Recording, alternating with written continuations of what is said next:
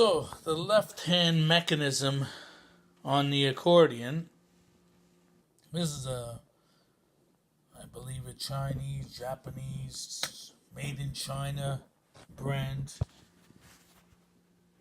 To take out this one's pretty well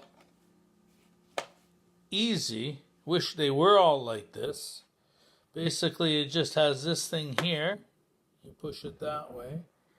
Has another one over here. Like that. And then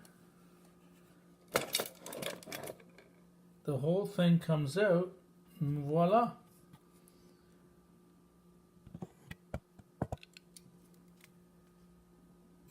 And to put it back in is just as simple.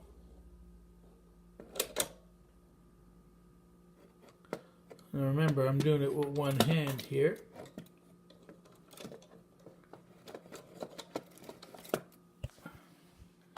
You got to make sure it lines up.